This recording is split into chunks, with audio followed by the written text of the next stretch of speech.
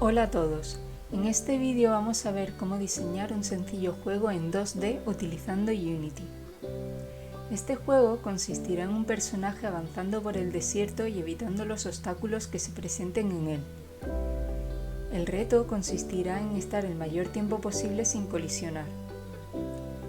Existirá un contador que reflejará el número de segundos del juego y que se detendrá en el mismo momento en el que el personaje choque con algún obstáculo. El primer paso que tendremos que dar será seleccionar el tamaño predeterminado de la vista equivalente al dispositivo tipo que vayamos a utilizar en el desarrollo de nuestra aplicación.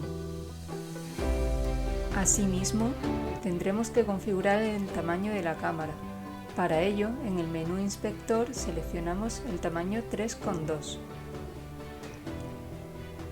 Tras ello, crearemos la estructura de directorios que utilizaremos a lo largo de la aplicación. Son aquellos que podéis ver en este lateral: animaciones, audio, fuentes, prefabs, escenas y scripts. A estas carpetas tendremos que importar el contenido que vayamos a utilizar durante el desarrollo del juego, como el audio, las fuentes, los scripts o las imágenes. Bien, ya lo tenemos todo listo para empezar. Comenzaremos creando las escenas. En este caso tenemos dos escenas. La primera será la pantalla de bienvenida, que le dará comienzo al juego, y la segunda, un nivel sin fin. Vamos a empezar a colocar los elementos en la escena. Nos encontramos en la escena de bienvenida. En la vista, ahora mismo tenemos ocultos los recursos que utilizaremos. Vamos a colocar el fondo. Este fondo se colocaría arrastrándolo directamente desde los recursos que hemos importado. Ya que el juego contendrá un nivel sin fin, lo ideal es que la imagen que utilicemos de fondo sea reiterativa, es decir, que los extremos coincidan entre sí para crear esa ilusión de continuidad. Situamos el fondo en el centro de la escena y lo hacemos coincidir con los límites que hemos establecido en el tamaño del visor. Podemos hacer estas transformaciones desde el panel de inspección. Sobre el fondo colocaremos los elementos como una tienda con carácter decorativo o el sprite del personaje. Para poder utilizar el sprite del personaje, primero debemos hacer las modificaciones sobre el mismo, que aíslen cada uno de los movimientos en fotogramas independientes. Para ello seleccionaremos el sprite original y accederemos al Sprite Editor. Para extraer los fotogramas tendremos que hacer uso de la opción Slide. Seleccionamos Grid by Cell Size e indicamos el tamaño de cada fotograma.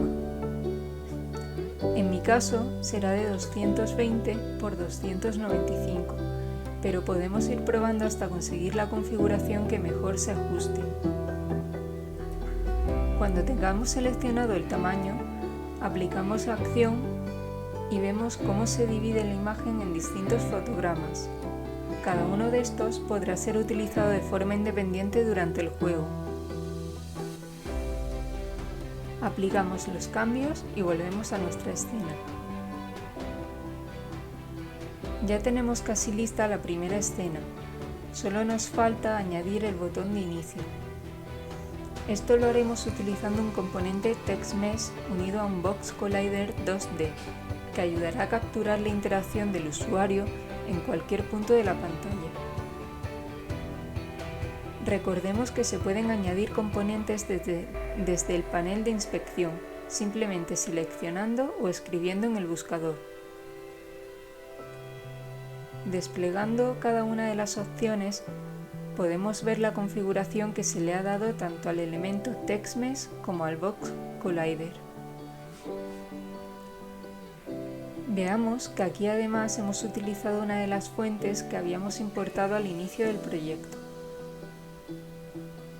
Por último, vamos a crear algo de ambiente en la escena, añadiendo un clip de audio sobre la cámara principal. Para ello utilizaremos otro de los elementos que importamos al inicio del proyecto.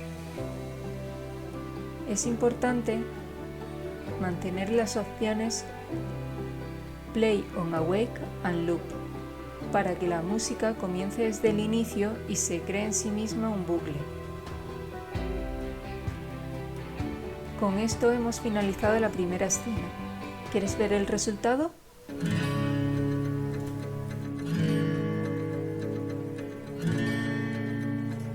Bien, todo listo para continuar.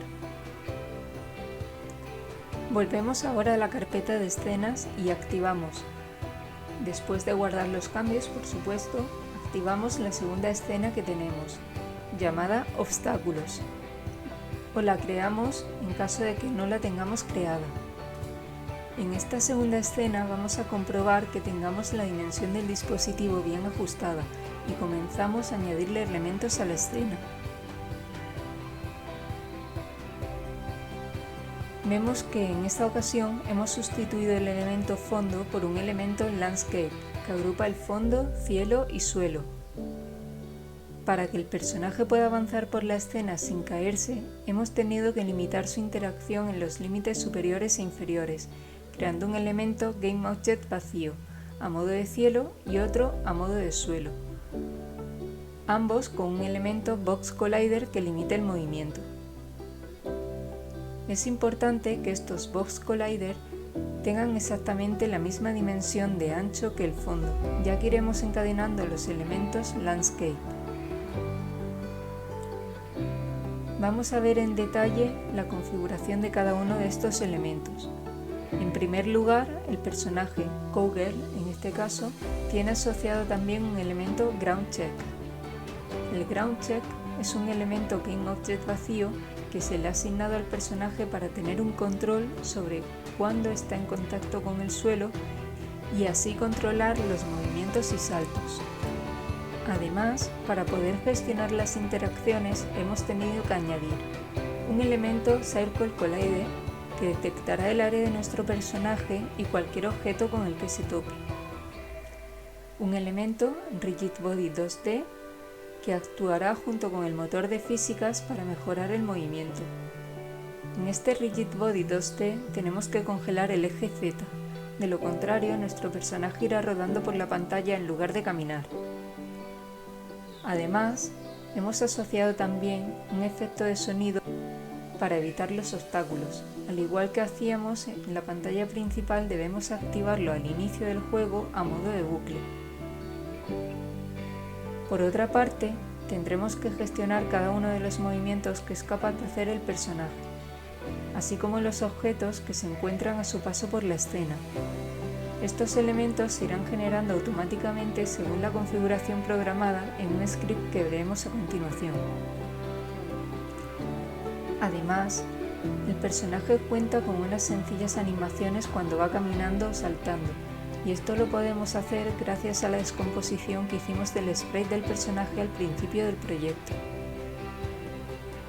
Habrá un segundo script asociado al personaje que regulará la fuerza de sus movimientos, el contacto con el suelo, cuándo debe aparecer la opción de reiniciar el nivel, el tiempo de juego o los efectos de sonido.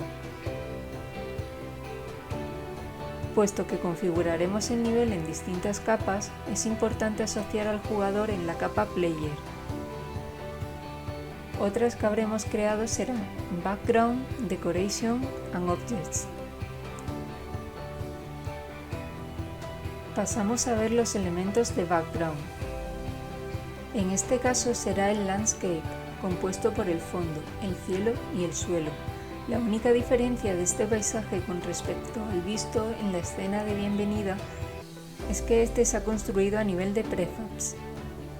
Esto quiere decir que se generará automáticamente gestionado por un script y podrá ser reutilizado a lo largo del juego. Como hemos dicho, el fondo habrá que configurarlo como background a nivel de capa.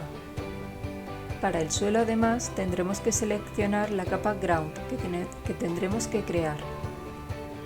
Esta capa será importante para poder hacer uso del elemento Ground Check que teníamos asociado al personaje.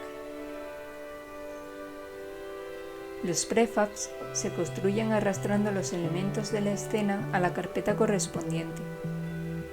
En este caso utilizaremos distintos objetos también para generarlos de forma aleatoria durante el juego y que el personaje deberá de esquivar.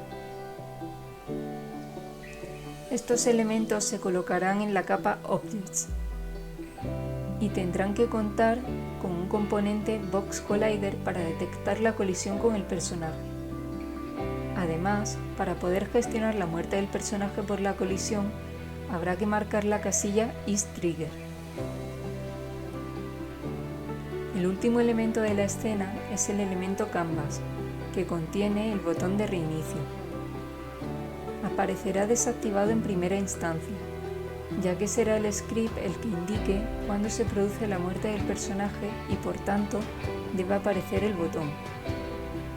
El texto del botón puede gestionarse desde su elemento Text, al igual que la fuente, el tamaño y otros efectos que queramos aportarle. No hay que olvidar que el botón tendrá que asociarse a una acción onClick, que se gestionará desde el script del personaje mediante el método RestartGame. Bien, pasemos a ver las animaciones. Para ello nos trasladamos a la vista Animator, donde crearemos tres elementos: un check is grounded de tipo boolean, un check is dead de tipo boolean también, y un elemento trigger para capturar el momento de la muerte del personaje. Por defecto, los elementos isGrounded y DieOnceTrigger estarán activados. Asimismo, se definen tres posibles estados por los que puede pasar el personaje: Run, es decir, corriendo o caminando por la escena; Jump, saltando; o Die, muerto. El personaje puede pasar de un estado a otro, por lo que habrá que definir las transiciones entre cada uno de ellos. El estado por defecto es Run. Pasará de Run a Jump cuando deje de estar en contacto con el suelo, es decir, se cumple la condición isGrounded igual a False. Pasará de Jump a Run cuando la condición isGrounded vuelva a ser True. Puesto que todas las transiciones se generan mediante el cumplimiento de condiciones, habrá que desmarcar las casillas HasExitTime y poner los tiempos de transición a 0. El personaje podrá morir tanto si se encuentra saltando como en tierra. Por lo tanto, esta transición se lanza desde el estado AnyState. Deberá cumplir las condiciones isDead igual a True, isGrounded igual a True y DieOnceTrigger. Por último, vamos a ver la gestión de cada una de las interacciones del juego mediante los scripts. El script botón comenzar estará asociado a la pantalla de bienvenida y simplemente gestionará la interacción del usuario en la pantalla para cambiar de escena y comenzar el juego. El script Camera Follow simplemente seguirá el movimiento del personaje avanzando por la escena en la misma medida. El script Coggle Controller será un poco más complejo y contendrá el detalle de la fuerza de los movimientos y la dirección, así como el contador de tiempo que pasa de juego y los efectos de audio. Controlará en qué situaciones se permite saltar o morir y qué debe pasar en cada una de estas situaciones, como parar el tiempo o mostrar el botón de reinicio. De igual modo, se gestionarán los efectos de sonido. Por último, el Generator de Scripts es un poco más complejo, ya que coordina toda la creación de fondos y obstáculos en la escena, así como su posición y posterior destrucción.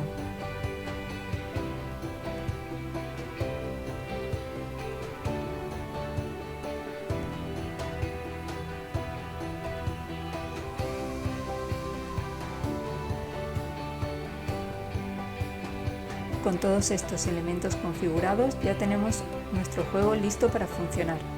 Probémoslo.